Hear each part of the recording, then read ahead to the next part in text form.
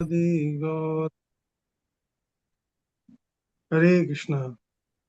तो आज हम लोगों को स्टार्ट करना था भगवत गीता अध्याय 4 दिव्य ज्ञान। तो दिव्य ज्ञान स्टार्ट करने से पहले एक बार हम लोग तीसरे अध्याय का जो हम लोगों ने अभी समाप्त किया है कर्म योग, तो इसका जो शास्त्रों में महात्म्य दिया गया है, तो हम उसकी एक थोड़ी सी छोटी सी कथा सुनते हैं। फिर उसके बाद आगे स्टार्ट करेंगे दिव्य ज्ञान। तो इसमें हम जो महात्मा सुन रहे हैं भगवत गीता का, तो ये भगवान विष्णु जो है ये नारद जी को बता रहे हैं भगवत गीता के महत्व के बारे में।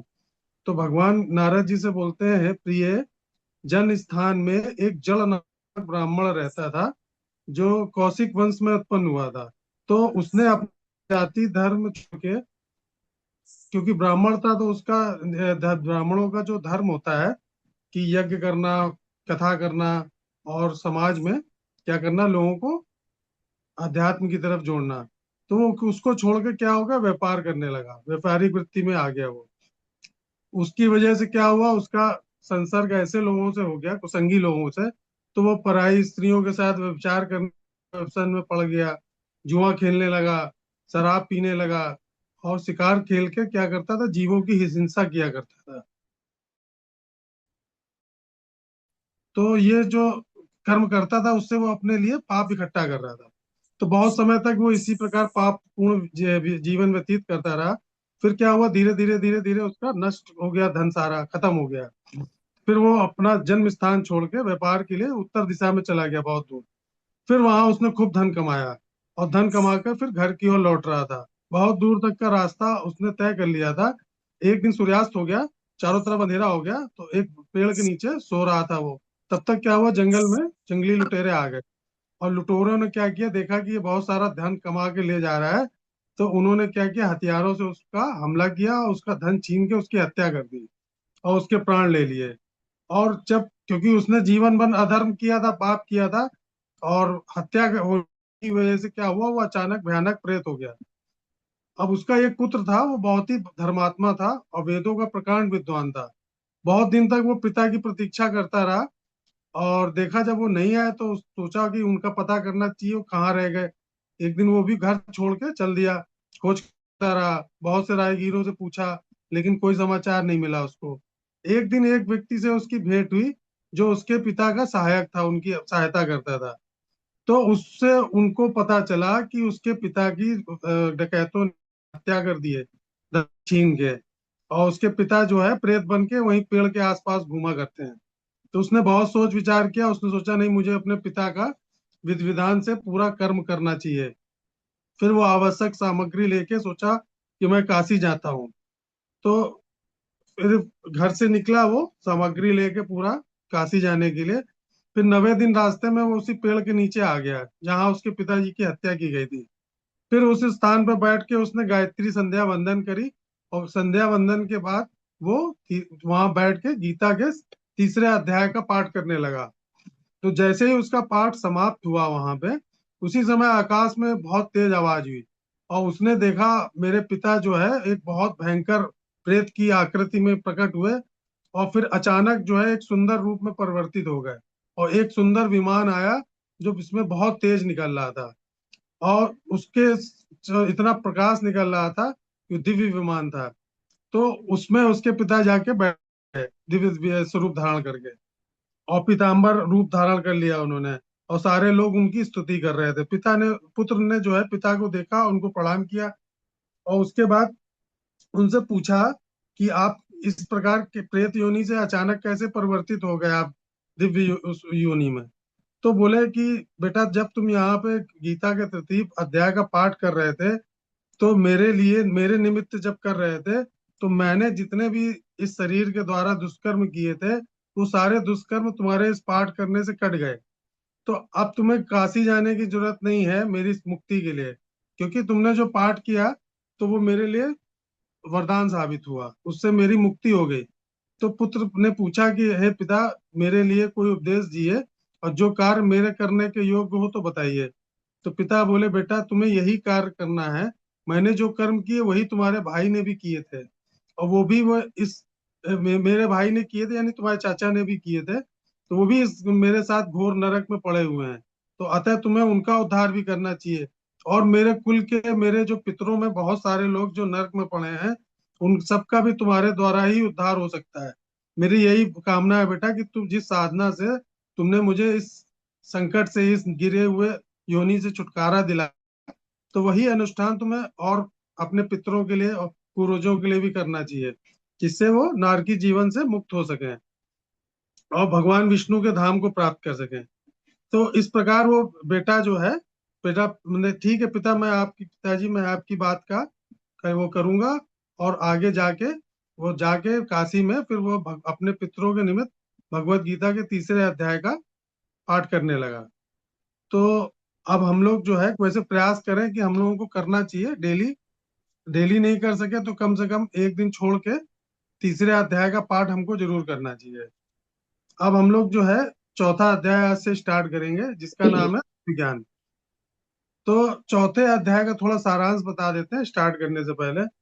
तो चौथे अध्याय में जो भगवान कृष्ण ने अर्जुन को दिव्य ज्ञान के द्वारा ये बताया है, इस विश्वास की पुष्टि की कि जो मैं तुम्हें ये ज्ञान दे रहा हूँ यही शाश्वत ज्ञान है, जो मैंने सबसे पहले, इसका उपदेश सबसे पहले सर्वप्रथम सूर्यदेव को दिया था। और फिर परंपरागत पद्धति से यह ज्ञान निरंतर राजऋषियों तक पहुंचा, राजऋषियों तक पहुंचा। उन्हीं के माध्यम से वो ज्ञान धीरे धीरे आगे बढ़ा। अब अर्जुन, जो उनका प्रिय मित्र और परम भक्त था, के सम्मुख जो है भगवान इस दिव्य ज्ञान को महाभारत के युद्ध में प्रकट कर रहे हैं। अब अर्जुन प्रश्न करता है कि कृष्ण से, कि जो वर्तमान में उनके सम्मुख खड़े हैं, तो वो इस ज्ञान का उपदेश युगों पूर्व सूर्यदेव को कैसे दे सके थे। तो भगवान अब अर्जुन को बता रहे अपने अवतारों का रहस्य इसी अध्याय में। वो बताएंगे कि भगवान क्या है, अजन्मा है, मैं अजन्मा हूँ, सनातन। और अपनी योग माया शक्ति द्वारा धर्म की स्थापना के लिए मैं पृथ्वी पर अपनी इच्छा से प्रकट होता हूँ। उन मेरे लिए जन्म और कर्म जो है वो दिव्य है, वे भौतिक विकारों से दूषित नहीं हो सकते। और जो इस रहस्य को जान लेता है वे अज्ञात सत्ता के साथ उनकी भक्ति में तल्लीन रहते हैं, और उन्हें प्राप्त करने के बाद वे संसार में पुनः जन्म नहीं लेते हैं। इस अध्याय में कर्म की प्रगति का व्याख्यान किया है भगवान ने। तो इसके बाद इसको, इसलिए अध्याय को बोलते हैं एक तरह से ज्ञान, कर्म और संन्यास योग। इसको दिव्य ज्ञान जो है वो, इसमें तीन चीजों का हम लोग आगे पढ़ेंगे, ज्ञान, कर्म और संन्यास। तो स्टार्ट करते हैं हम लोग, पहला श्लोक लेते हैं। कौन पढ़ेगा? हाँ, हरे कृष्णा प्रभु, मैं पढ़ूं। जी पढ़िए माता जी। इमं विवस विवस्वते योगम योगम प्रोक्तवान अहम व्ययम विवस्वान्म मनवे प्राह मन ऋक्ष्वा कवे अब्रवीत।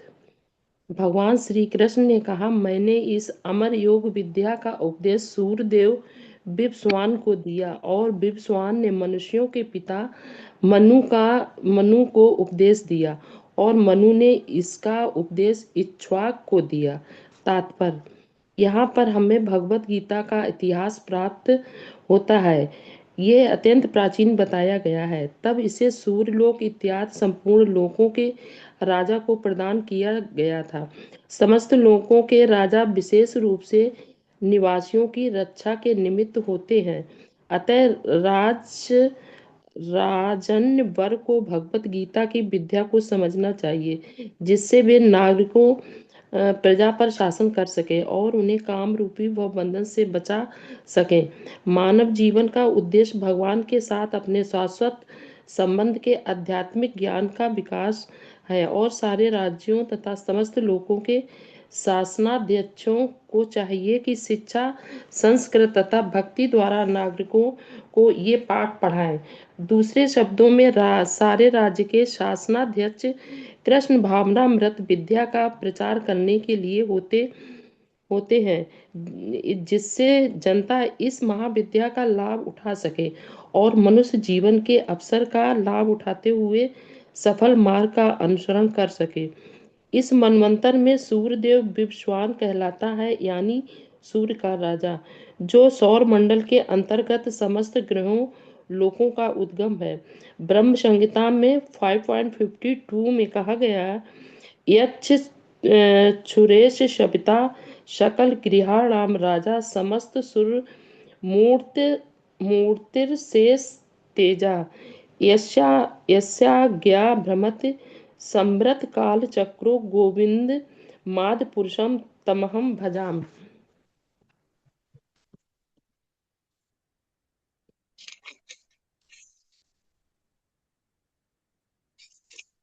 हाँ,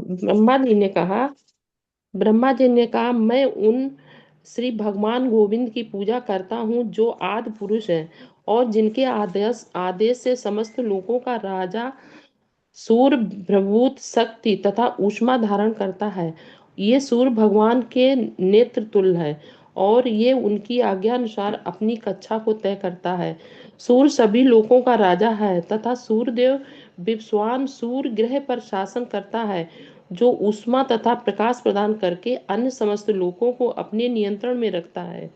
सूर्य कृष्ण के आदेश पर घूमता है और भगवान कृष्ण ने विश्वान को भगवत गीता की विद्या समझाने के लिए अपना पहला शिष्य चुना। अतः गीता किसी मामूली सांसारिक विद्यार्थी के लिए कोई काल्पनिक भाष्य नहीं अपितु ज्ञान का मानक ग्रंथ है जो अनंत काल से चला आ रहा है। महाभारत में शांति पर्व शांति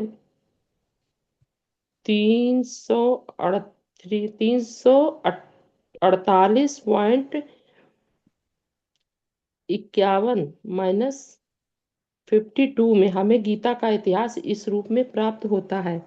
त्रेता युगादो च ततो विश्वान्वे ददो मनुष्य लोक भ्रतर्थ सुतायेच्छु वाकवे ददो इक्ष्वाकुणा च कथितो व्याप्य लोकान वस्थिता।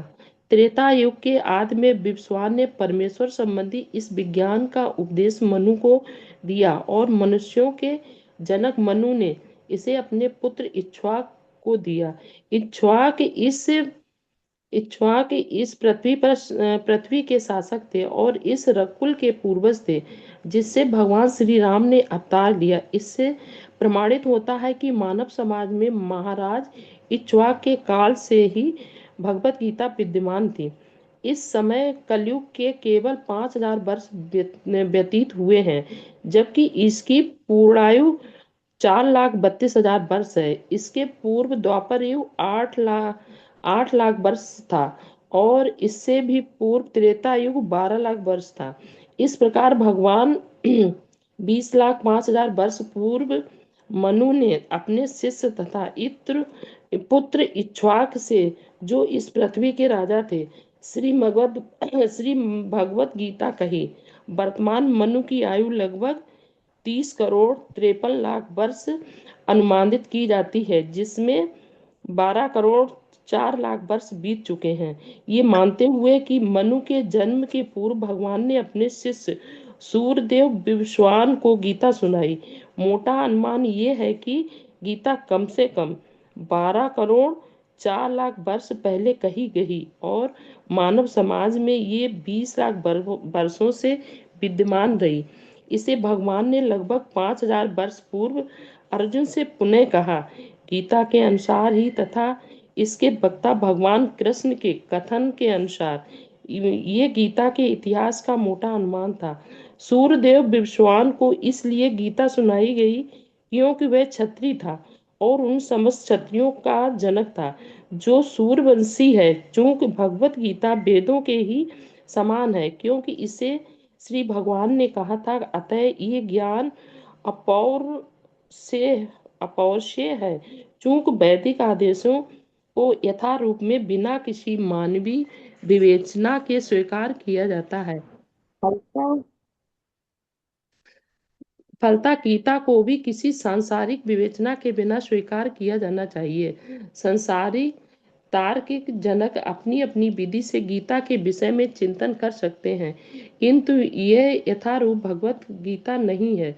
अतः भगवत गीता को गुरु परंपरा से यथारूप में ग्रहण करना चाहिए। यहाँ पर यह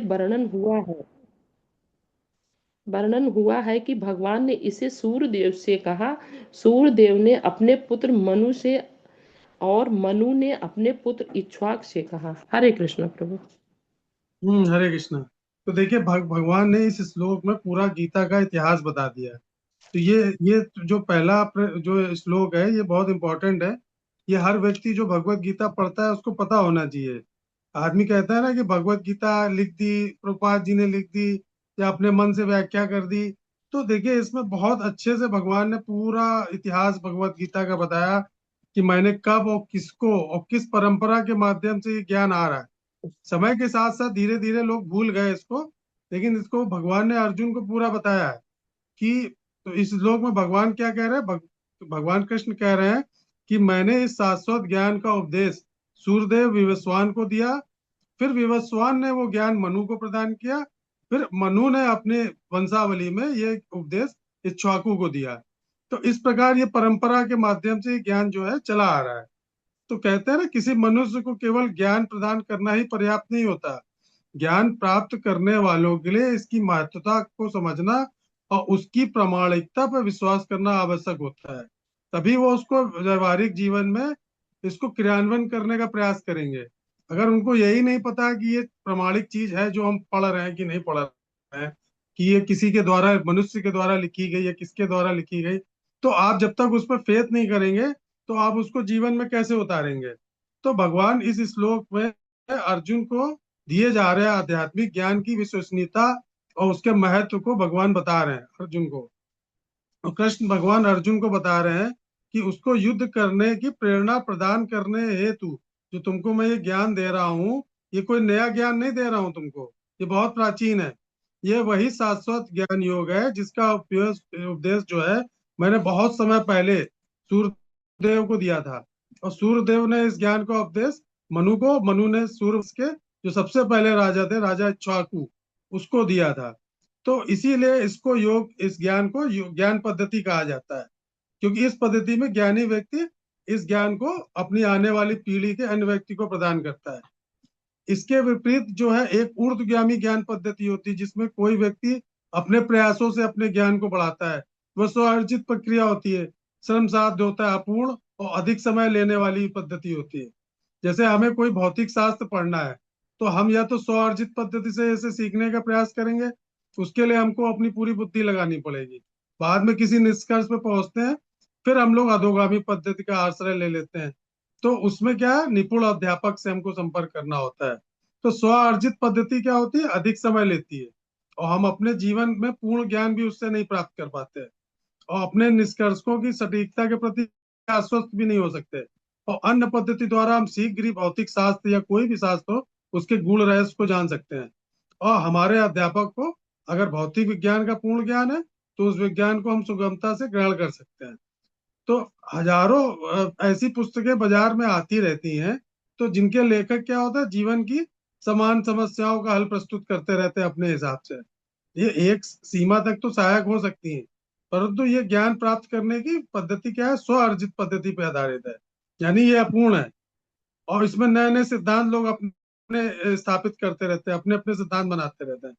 लेकिन भगवान की जो शक्ति होती है तब से अस्तित्व में है जब से भगवान है।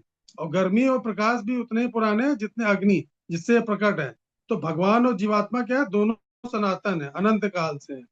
तो भगवान को और आत्मा को एकाकृत करने वाला जो योग है वो है भगवत गीता। ये एक शास्त्र है जो भगवान हमको बता रहे हैं। तो इसके लिए हमको नए सिद्धांत की कल्पना करने की जरूरत नहीं है, आवश्यकता भी नहीं है। साक्षात भगवत गीता ही हम अगर पढ़ लेते हैं तो हमको इसके माध्यम से भगवान के बारे में और अपने बारे में, आत्मा के बारे में संपूर्ण ज्ञान प्राप्त हो सकता है। तो भगवान यहाँ पे ये योग का ज्ञान अर्जुन को दे रहे हैं, वो गुरु शिष्य परंपरा के माध्यम से दे रहे हैं। और इसी गुरु शिष्य परंपरा के माध्यम से ये ज्ञान हमको प्राप्त होता है। तो अब जैसे एक थोड़ा सा एग्जाम्पल देते हैं। जैसे पहले क्या चलता था, विरासत चलती थी हर चीज में। जैसे एक बहुत पुरानी और कीमती कोई रेसिपी है, नुस्खा है, मान लीजिए किसी वैद्य का है, या कोई ऐसा है जो किसी बीमारी को ठीक करना जानता हो, अपनी पीढ़ी दर पीढ़ी उसको ज्ञान को देता आ रहा है। कि पहले दादाजी ने अपने बेटे को दिया, फिर पिता ने अपने बेटे को दिया, और बीच की अगर कोई पीढ़ी इसको छोड़ देती है, नहीं ठीक सीखना चाहे, या सोचे कि अरे हम अपनी परंपरागत जो है ये पद्धति जो हमको सिखाई जा रही है हम नहीं सीखना चाहते हैं, तो वहीं से परंपरा खत्म हो जाती है। तो वही भगवान कह रहे हैं कि कोई नई थ्योरी नहीं दे रहे हैं हम तुमको, नया ज्ञान नहीं है। ये बहुत शाश्वत समय से चला आ रहा है। जब मैंने दिया था तब तुम थे, लेकिन तुम उसको भूल चुके हो। तो भगवान से अब ये प्रश्न है यहाँ पे कि भगवान ने सूर्य को क्यों ये ज्ञान दिया। तो सूर्य देव जो है विवस्वान, वो क्या है, निस्वार्थ कर्म योगी का एक बहुत बड़ा एग्जाम्पल है। क्यों? वो बिना थके, बिना किसी भेदभाव के, बिना रुके क्या करते हैं, 24 घंटे पूरी दुनिया को प्रकाश देते हैं। और इस श्लोक के माध्यम से ये संदेश मिलता है कि अधिकार और जिम्मेदारी वाले पद पे जो लोग बैठे हैं, उच्च पद पे, तो उनको आध्यात्मिक ज्ञान की सबसे पहले आवश्यकता होती है, ताकि वो आगे आने वाले समाज का सही मार्गदर्शन कर सके। तो अर्जुन के मन में एक शंका पैदा हुई, जो श्लोक 4 में अभी बताएंगे, कि वो जैसे मेरे समकालीन थे तो कैसे वो हुआ। तो भगवान उसको बताएंगे आगे, कि अगले श्लोकों में, कि किस प्रकार से ये ज्ञान जो है तुमको प्राप्त हुआ है। दूसरा श्लोक कौन पढ़ेगा?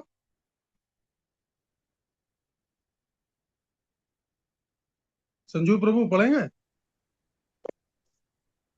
एवं परंपरा प्राप्तम प्राप्तम इमं राजर्षयो विदु एव स काल नेहमता योग नष्ट परंतपः।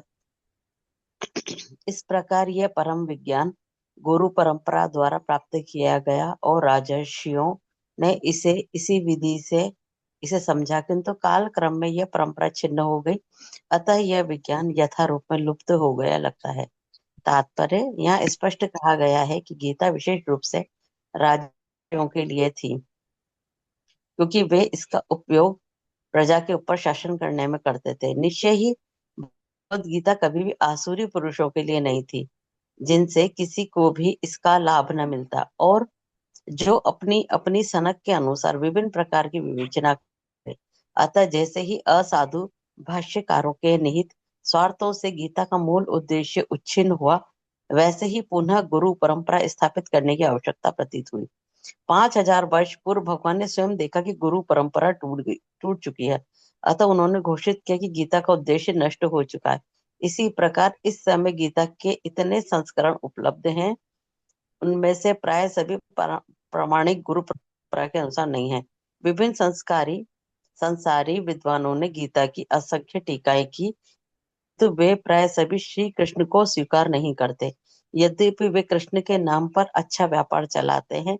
यह आसुरी प्रवृत्ति है, क्योंकि असुर गण ईश्वर में विश्वास नहीं करते, वे केवल परमेश्वर के गुणों का लाभ उठाते। अतएव अंग्रेजी में गीता के एक संस्करण की नितांत आवश्यकता थी, जो परंपरा गुरु परंपरा से प्राप्त हो। प्रस्तुतः प्रयास इसी आवश्यकता की पूर्ति के उद्देश्य से किया गया है। भगवत गीता या तो मानवता के लिए महान वरदान है, किंतु यदि इसे मानसिक चिंतन समझा जाए तो यह समय का अपव्यय होगा। हरे कृष्ण। हरे कृष्णा। तो भगवान इस श्लोक में बता रहे हैं कि परंपरा, जो गुरु परंपरा द्वारा प्राप्त किया गया ये परम विज्ञान जो है, उसको राज ऋषियों ने तो विधि से समझा, किंतु धीरे धीरे जैसे जैसे कालक्रम बदलता गया, परंपरा क्या हो गई, छिन्न भिन्न हो गई। तो ये विज्ञान यथा रूप में एक समय के बाद बिल्कुल विलुप्त हो गया था। तो भगवान कह रहे हैं कि इसमें दिव्य ज्ञान को जो प्राप्त करने की परंपरागत जो पद्धति होती है, वो क्या होती है, गुरु शिष्य परंपरा होती है। मतलब गुरु परंपरा द्वारा जो है हम अपने गुरु से पाते थे, और गुरु को भी परंपरागत पद्धति से प्राप्त होती है। तो इस परंपरा के अंतर्गत राजा निमि हुए, राजा जनक हुए, ये सब राज ऋषि जो बोला गया है, ये सब राज ऋषि हुए हैं। इन्होंने ज्ञान योग की विद्या प्राप्त की। अब इस परंपरा का आरंभ स्वयं भगवान ने किया था, जो इस संसार के सबसे प्रथम गुरु हैं, जगत गुरु। तो इस पद्धति से प्राप्त होती थी इस परम तो ऋषि और निमि और राजा जनक ने जब ज्ञान प्राप्त किया, तो इस परंपरा को धीरे धीरे आगे बढ़ाया। तो इसमें भागवतम में एक श्लोक बोला गया है, तेने ब्रह्म हृदय या आदि कवये मुह्यंति यत् सूर्यः, 1.1.1 में। तो भगवान ने सर्वप्रथम आदि ब्रह्मा जी के हृदय में बैठकर उनको इसका ज्ञान दिया। ठीक है, फिर ब्रह्मा जी से परंपरा निरंतर चलती चली आ रही है। तो हम लोग जो जिस संप्रदाय में आते हैं इस्कॉन में, तो वो ब्रह्म गौड़ी वैष्णव संप्रदाय कहलाता है। यानी जो परंपरा ब्रह्मा जी से हम लोगों को प्राप्त हुई है, जो ब्रह्मा जी से ज्ञान नीचे चला आ रहा है पीढ़ी दर पीढ़ी, उसी परंपरा के हम लोग भी हैं। तो भगवान श्री कृष्ण ने पिछले श्लोक में बताया था कि ये ज्ञान ने सूर्य देवता विवस्वान को दिया, जिसके बाद ये परंपरा आगे धीरे धीरे बढ़ती रही। तो लौलिक इस भौतिक जगत की प्रगति इस प्रकार की है कि काल क्रम के साथ साथ धीरे धीरे लोग क्या है, बातों को भूलते जाते हैं। तो इस प्रकार ये ज्ञान भी धीरे धीरे विलुप्त होता चला गया। तो जो लौकिक मनोवृत्ति वाले लोग निष्ठा शिष्य थे, उन्होंने क्या किया, इस ज्ञान की व्याख्या अपने निहित उद्देश्यों के अनुसार करते रहे। तो वो कोई चीज अपनी बातें अगर आप उसमें जोड़ते चले जाओ, तो आगे आने वाली पीढ़ी को कोई शुद्ध चीज प्राप्त नहीं होगी। तो उसमें अशुद्धता आती चली गई, मिलावटीकरण हो गया। तो जैसे प्रभुपाद जी ने भी इसमें बताया कि देखिए आजकल जितने भी लोग आ रहे हैं, वो अपने संस्करण निकाल देते हैं और अपने अपने अनुसार टिप्पणी कर देते हैं। भगवान का जो रियल जो भगवान ने बोला, उसको उसको बिल्कुल धीरे धीरे गायब करते जा रहा है। तो हम लोगों को समाज की जरूरत क्या है, इसकी जो दूषित हो गई पवित्रता है उसको, तो बाजार में जितनी भगवत गीता अवेलेबल है सब नहीं पढ़नी चाहिए। तो प्रभुपाद जी भी यही कह रहे हैं कि जो परंपरा से अब हम लोग जो गीता पढ़ रहे हैं उसका क्या नाम है, भगवत गीता यथारूप। यानी भगवत गीता जैसे प्राप्त हुई वैसे ही हमको बताई गई महाभारत से। तो जब ऐसा होता है तो भगवान अपनी अकारण कृपा द्वारा इस ज्ञान पद्धति को मानव समाज के कल्याण के लिए क्या करते हैं, पुनः स्थापित करते हैं। इस लोक कल्याण का कार्य संसार में भगवान खुद आगे करते हैं प्रकट होके। तो इस तरह से उन्होंने अर्जुन को ये फिर से ज्ञान प्राप्त प्रदान किया, जो बहुत समय पहले लुप्त हो चुका था। अब जैसे देखिए किसी आप लोग देखते होंगे बिस्लरी का विज्ञापन देखते होंगे, उसमें देखते होंगे शुद्ध बिल्कुल ग्लेशियर का पानी हम आपको प्रदान कर रहे हैं। ठीक है, तो मान लीजिए कोई एक झरना है या गंगा जी का बिल्कुल शुद्ध पानी आपको हरिद्वार से भेजा जा रहा है नहर के माध्यम से। तो आते आते आते आते बीच में गांव पड़ रहे हैं, शहर पड़ रहे हैं, क्या करने लगते हैं लोग, उस नहर में कचरा डालने लगते हैं, कपड़े धोने लगते हैं, नहाना धोना, जानवरों को नहलाना। तो आपके शहर तक आते आते पानी इतना गंदा हो जाता है। तो क्या है, द्वार से थोड़ी ना आपको गंदा भेजा जा रहा है। तो वो जो चीज पानी आया तो शुद्धता उसकी क्या हुई, मिलावट होते होते गंदगी डालते डालते वो धीरे धीरे खो गई। तो भगवान यहाँ ही बता रहे हैं कि उसमें धीरे धीरे लोगों ने अपनी व्याख्याएं डाल डाल के उसको उसको क्या कर दिया, विलुप्त कर दिया। अब कोई विरासत है, हमारी सांस्कृतिक विरासत है, मान लीजिए कोई हमारे महल है, कुतुब मीनार है या लाल किला देख लेते हैं। तो जब तक सरकार उसकी देखभाल नहीं करेगी, उसकी रखरखाव नहीं करेगी, उसकी मरम्मत नहीं करेगी, उसको संरक्षित घोषित नहीं करेगी, तो क्या होगा, समय के साथ साथ ढह गए। यानी कितने हमारे पुरातत्व वो थे स्मृतियां जो विलुप्त हो चुकी हैं धीरे धीरे समाज के साथ। लोगों ने जा जाके वहां उसको अपना नाम लिख लिख के और कर करके सब विरासत हमारी जो है सब ढहा दी, हमारी सांस्कृतिक विरासत। तो वही चीजें है ना कि अगर किसी परंपरा को हम लोग युवा पीढ़ी संभाल के नहीं रखती है, तो वो परंपरा धीरे धीरे हर समय के साथ में धुंधली हो जाएगी या समय के प्रभाव के साथ में वो विलुप्त हो जाएगी। तो भगवान अर्जुन को इसीलिए चुन रहे हैं क्योंकि वो क्या है, भक्त भी है, भगवान का मित्र है, और वो आगे इस परंपरा को फिर से चला सकता है। इसीलिए भगवान ने इसमें अर्जुन को चुना। तीसरा श्लोक कौन पढ़ेगा? पढ़े प्रभु जी, हरे कृष्णा। हाँ पढ़िए, मानसू प्रभु पढ़िए। शा एवायं मया तेद्यं योगा प्रोक्ता पुरातनः भक्तोषि मे सखा चेति रहस्यम होद्युत्तमः।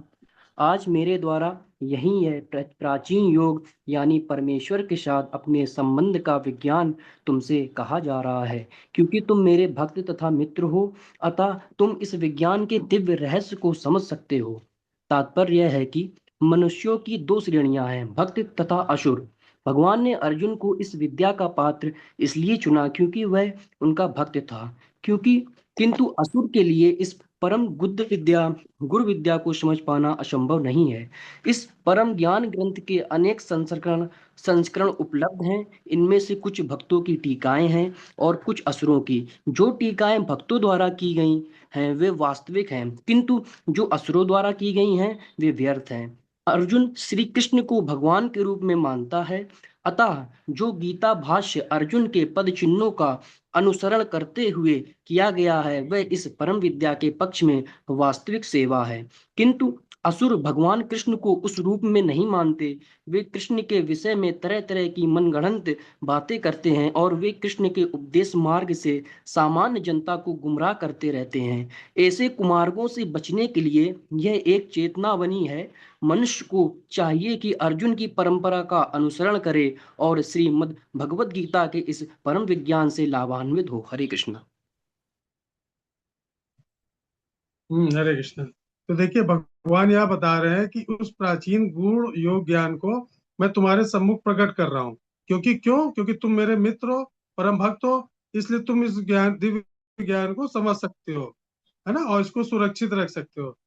तो भगवान अर्जुन को बताते हैं कि जो तुमको दिव्य ज्ञान दिया जा रहा है वो पुरातन भी है, गूढ़ है और असाधारण रहस्य है। तो संसार में जो है रहस्य रखने के दो मुख्य कारण होते हैं। किसी चीज को रहस्य रखना हो तो या तो आप स्वार्थवश उस सत्य को छुपाओ संसार से, अपने तक सीमित रखो ताकि इसको किसी को पता न चले, या फिर उस ज्ञान के दुरुपयोग को बचाने के लिए उसको रहस्य रखा जाता है। किंतु ज्ञान योग की जो विद्या का रहस्य है वो इन दोनों कारणों से गुप्त नहीं रखा जाता। अभी तो इसको गुप्त इसलिए रखते हैं क्योंकि इसको समझने की योग्यता वाला व्यक्ति मिलना बहुत आवश्यक होता है। अगर योग्य व्यक्ति नहीं मिलेगा तो वो इस ज्ञान को ना तो समझ सकता है ना वो दूसरों को सही ढंग से बता सकता है। तो भगवत गीता के गहन संदेश को समझने के लिए केवल विद्वता होना या संस्कृत भाषा में पारंगत होना ही इम्पोर्टेंट नहीं है। उस जरूरी नहीं है कि आप उसके लिए संस्कृत आती हो या आप केवल विद्वान हो तभी आप भगवत गीता को पढ़ सकते हैं। तो उसके लिए क्या आवश्यक है? भक्ति। अगर आप भक्त हैं, भगवान के प्रति आपका प्रेम है और आपको ये अटूट विश्वास है कि ये भगवान की वाणी है या भगवान के द्वारा बोली गई है, इसलिए हमको इसको पढ़ना चाहिए और इसको जीवन में अप्लाई करना चाहिए, तो भगवान के प्रति जीवात्मा के सूक्ष्म देश का ये विनाश जब तक नहीं होगा भक्ति के माध्यम से, तब तक हम इसको समझ नहीं पाएंगे। क्यों? हम भगवान के अणुवंश हैं और हमको अपने भगवान के दास के रूप में अपनी स्थिति को स्वीकार करना है। तभी हम इसके योग्य बन पाएंगे कि हम इसको समझ सकें। तो अर्जुन इस ज्ञान को पाने के लिए योग्य विद्यार्थी था। क्यों? क्योंकि भगवान का परम भक्त था। और भगवान की भक्ति का अभ्यास जो है वो 5 उच्च भावों में से कोई भी एक भाव अपना के आप कर सकते हैं। हर व्यक्ति कर सकता है। जैसे पहला कौन सा भाव होता है? शांत भाव। शांत भाव में क्या है? भगवान को हमें अपना स्वामी समझना चाहिए और हम उनके दास हैं। फिर दूसरा क्या? दास भाव होता है, यानी स्वामी के रूप में भगवान की दासता स्वीकार करने की भावना और उनकी निरंतर सेवा करना। तीसरा होता है सख्य भाव, यानी भगवान को अपना मित्र समझना, उनसे मित्रवत व्यवहार करना। फिर होता है वात्सल्य भाव, यानी भगवान को अपने पुत्र के समान मानना, उसी प्रकार उनकी सेवा करना। फिर होता है माधुर्य भाव, मतलब भगवान को अपना सखा प्रीतम मान के फिर उनकी क्या उपासना करना। तो यहाँ पे सख्य भाव में अर्जुन ने भगवान को अपना मित्र मानकर उनकी आराधना की, इसलिए भगवान कृष्ण उसको अपना परम मित्र और परम भक्त दोनों बोलते हैं। तो हृदय में जब तक श्रद्धा भक्ति नहीं होगी तो कोई भी भगवत गीता के दिव्य ज्ञान को ग्रहण करने की योग्यता प्राप्त नहीं कर सकता। वो तभी कर सकता है जब उसको भगवान के प्रति श्रद्धा हो, भक्ति हो। बड़े बड़े विद्वान, ज्ञानी, योगी, तपस्वी आदि भगवत गीता पर टीका टिप्पणी लिखते हैं अपने मनगढ़ंत अनुसार, तो वो सब क्या अमान्य है, क्योंकि उसमें से कोई अगर भगवान का भक्त नहीं है तो उसको दिव्य ज्ञान की समझ कभी नहीं आ सकती। तो उसकी जो भी टिप्पणी या भाषा है, तो या जो भाष्य लिख रहे हैं वो गीता पे, तो वो सब बेकार है। तो अब जैसे पात्रता का एग्जाम्पल लेते हैं। पात्र क्या होता है? जैसे एक बहुत ही कीमती परफ्यूम है, कन्नौज में जैसे बनते, तो जो भी अच्छे परफ्यूम है उसकी गुणवत्ता बरकरार रखने के लिए उसको रखने का जो पात्र होता है वो अच्छा होना चाहिए। या तो सोने का बर्तन हो या फिर क्या कांच की बिल्कुल प्योर शुद्ध बोतल होनी चाहिए। अगर वो पहले से गंदे बर्तन है तो क्या होगा? आप उसमें अच्छे से अच्छा, महंगे से महंगा इत्र भी डाल दोगे तो क्या होगा? उसकी क्वालिटी खराब हो जाएगी, उसकी सुगंध खराब हो जाएगी। तो इसी प्रकार क्या है, गीता का जो दिव्य ज्ञान है वो एक तरह का सुगंधित इत्र है। और अर्जुन की तरह उसका हृदय, बर्तन जो रखने वाला, साफ होना चाहिए, कोई द्वेष नहीं होना चाहिए दिल में, तभी वो उस रहस्य को ग्रहण कर सकता है। देखिए गुरु के पास कई शिष्य होते हैं, लेकिन जो उसके पास सबसे सीक्रेट गुप्त विद्या होती है, वो किस शिष्य को देता है? वो जो जरूरी नहीं कि जो उनके दिन रात पैर दबा रहा है, उनकी सेवा कर रहा है, तो वही उसका सबसे मास्टर सीक्रेट जो है दे देगा उसको। ऐसा नहीं होता है। वो क्या होना चाहिए? बुद्धिमान होना चाहिए, गुरु के प्रति समर्पित होना चाहिए, भगवान का प्रति भक्त होना चाहिए, निष्ठावान होना चाहिए। तब वो गुरु उसको अपना योग्य से समझकर उसको अपनी गूढ़ बातें देगा। जैसे क्या रेडियो फ्रिक्वेंसी है, तो जो भी वॉइस हम लोग बोलते हैं या कोई भी फ्रिक्वेंसी होती है, तो वातावरण में हमेशा मौजूद रहती है। लेकिन जब तक सही फ्रिक्वेंसी पे आप चैनल सेट नहीं करोगे, तो वो फ्रिक्वेंसी पकड़ेगा नहीं, और ना रेडियो बजेगा, आप चाहे चैनल घुमाते रहो। तो हर चीज की एक फ्रिक्वेंसी होती है। वही चीज हमारी भी एक फ्रिक्वेंसी है। भक्ति भक्ति के माध्यम से हमको क्या करना है? भगवान से अपना कनेक्शन बना के रखना है। कनेक्शन तो मौजूद है यहाँ पे, लेकिन हम क्या कनेक्शन बना नहीं पा रहे हैं। तो वो कैसे बनेगा? भगवान की भक्ति से, हरे कृष्ण महामंत्र से, जप करने से, है ना? उसके भगवान के प्रति तब हमारा प्रेम स्थापित होगा, तब हमारा उनसे संवाद हो पाएगा। हरे कृष्ण। अगला, चौथा। हरे कृष्ण प्रभु जी। जी पढ़िए। अपरम भवतो जन्म परम जन्म विश्वतः कथमेत द्विजानियां तौमादौ प्रोक्तवानीति। अर्जुन ने कहा, सूर्यदेव विश्वान आपसे पहले हो चुके हैं, तो फिर मैं कैसे समझूं कि प्रारंभ में भी आपने उन्हें इस विद्या का उपदेश दिया था। जब अर्जुन भगवान का माना हुआ भक्त है, तो फिर उसे कृष्ण के वचनों पर विश्वास क्यों नहीं हो रहा था? तथ्य यह है कि अर्जुन यह जिज्ञासा अपने लिए नहीं कर रहा है, अपितु यह जिज्ञासा उन सबों के लिए है जो भगवान में विश्वास नहीं करते, अथवा उन असुरों के लिए है जिन्हें यह विचार पसंद नहीं है कि कृष्ण को भगवान माना जाए। उन्हीं के लिए अर्जुन यह बात इस तरह पूछ रहा है, मानो वह स्वयं भगवान या कृष्ण से अवगत न हो। जैसा कि 10वें अध्याय में स्पष्ट हो जाएगा, अर्जुन भली भांति जानता था कि कृष्ण श्री भगवान हैं और वे प्रत्येक वस्तु के मूल स्रोत हैं तथा ब्रह्मा की चरम सीमा है। निसंदेह कृष्ण इस पृथ्वी पर देवकी के पुत्र रूप में भी अवतीर्ण हुए। सामान्य व्यक्ति के लिए यह समझ पाना अत्यंत कठिन है कि कृष्ण किस प्रकार उसी शाश्वत आदि पुरुष श्री भगवान के रूप में बने रहे। अतः इस बात को स्पष्ट करने के लिए ही अर्जुन ने कृष्ण से यह प्रश्न पूछा, जिससे वे ही प्रमाणिक रूप में बताएं, कृष्ण परम प्रमाण है या तथ्य आज ही नहीं, अनंत काल से सारे विश्व द्वारा स्वीकार किया जाता रहा है। केवल असुर ही इसे अस्वीकार करते रहे हैं। जो भी हो, चूंकि कृष्ण सर्व स्वीकृत परम प्रमाण है, अतः अर्जुन उन्हीं से प्रश्न करता है जिससे कृष्ण स्वयं बताएं और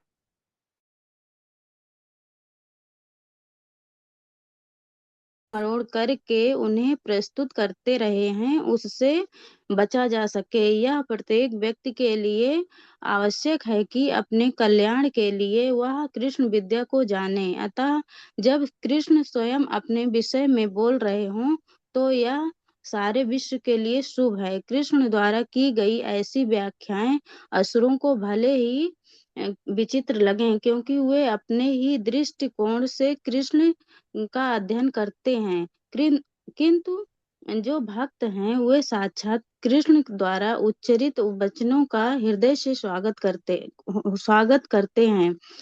भक्तगण कृष्ण के ऐसे प्रामाणिक वचनों की सदा पूजा करेंगे, क्योंकि वे लोग उनके विषय में अधिकाधिक जानने के लिए उत्सुक रहते हैं। इस तरह नास्तिक गण जो कृष्ण को सामान्य व्यक्ति मानते हैं, वे भी कृष्ण को अति मानव, सच्चिदानंद विग्रह, दिव्य, त्रिगुणातीत तथा दिग्काल के प्रभाव से परे समझ सकेंगे। अर्जुन की कोटि के श्री कृष्ण भक्त को कभी भी श्री कृष्ण के दिव्य स्वरूप के विषय में कोई भ्रम नहीं हो सकता। अर्जुन द्वारा भगवान के समक्ष ऐसा प्रश्न उपस्थित करने का उद्देश्य न उन व्यक्तियों की नास्तिकतावादी प्रवृत्ति को चुनौती देना था, जो कृष्ण को भौतिक प्रकृति के गुणों के अधीन एक सामान्य व्यक्ति मानते हैं।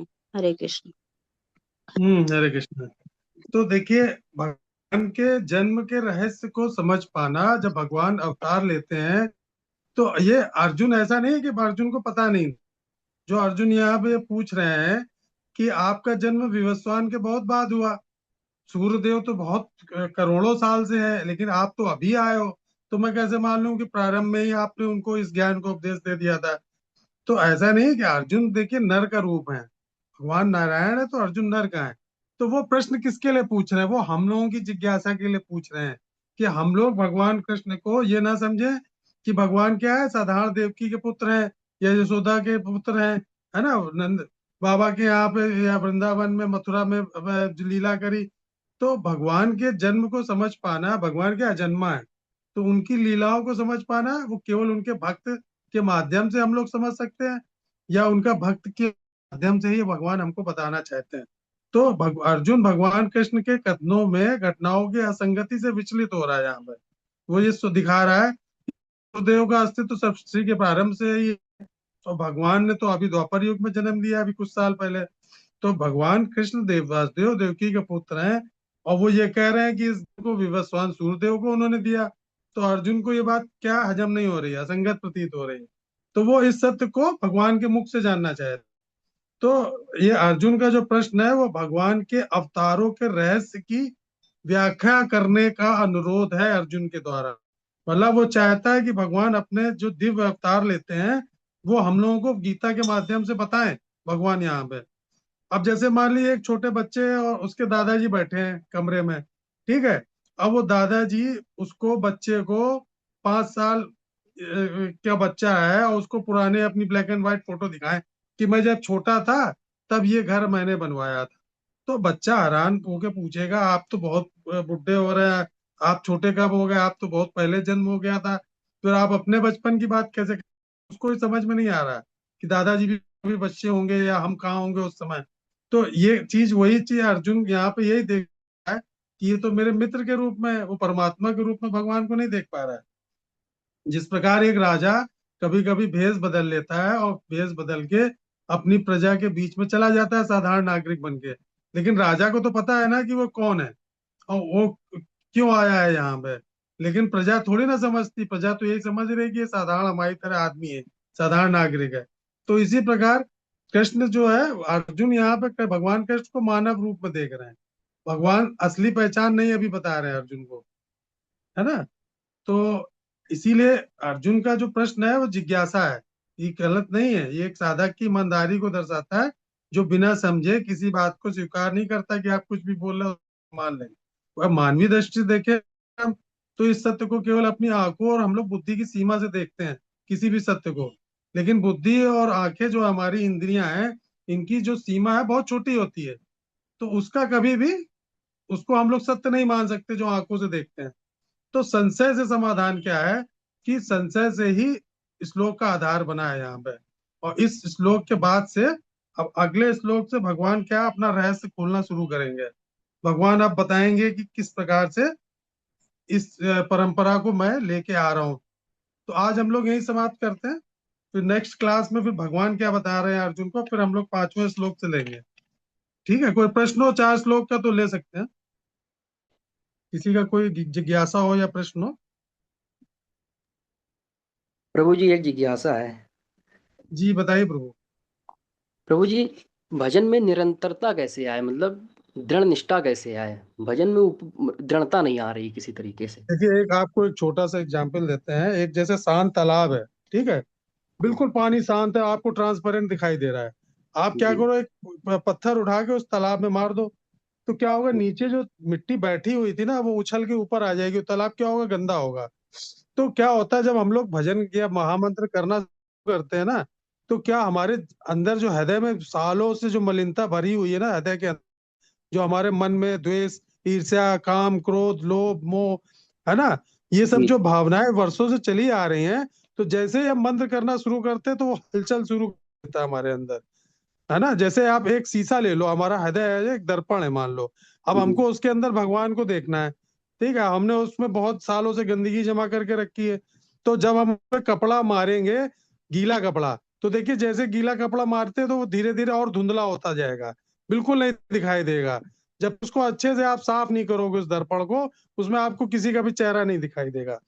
उसी प्रकार क्या होता है कि जब हम लोग भजन मार्ग में या भक्ति मार्ग में जाते हैं, तो जो पूर्व जन्मों के हमारे प्रारब्ध होते हैं ना, हमारी जो दुसंगतियां हैं, जो हमारे विचार हैं, द्वेष हैं, जो हमने पाल रखे हैं अपने शरीर के अंदर, मन के अंदर, तो वो उनके अंदर हलचल पैदा कर देता है ये। फिर लेकिन जब धीरे धीरे धीरे धीरे धीरे धीरे हम करते रहेंगे ना, तो वो गंदगी साफ नहीं रहेगी, और फिर हमारा भजन में मन लगने लगेगा। शुरू में नहीं लगता है, शुरू में तो बहुत ज्यादा उलझन होगी, आपका मन भागेगा, भटका इधर उधर। लेकिन इसीलिए कहते हैं कि मन लगे ना लगे, हमारे गुरु महाराज लोग कहते हैं कि आपका जी मन लगे ना लगे, आपको विवश होके करना पड़े, संख्या पूर्वक। इसीलिए बोला जाता है कि आपको संख्या पूर्वक नियम लेना है कि मिनिमम आपको 16 माला जप करना ही करना है, 16 माला। बाकी जो किसी दिन एकादशी है या कुछ है तो 32 करिए, 64 करिए, वो अलग चीज है। तो आप 2 माला का नियम ले लें, शुरू में 4 माला का नियम ले लें, तो जब करेंगे तो मन विचलित होगा, मन भटकेगा, इधर उधर भागेगा। लेकिन अगर आप निरंतर प्रयास करते रहेंगे ना, तो आपका मन धीरे धीरे धीरे धीरे लगेगा। हरे कृष्ण। समझ जी। गए? जी हरे कृष्ण प्रभु, धन्यवाद। जी जी, ठीक है, समाप्त करते हैं फिर, है ना। हम्म। हरे कृष्ण।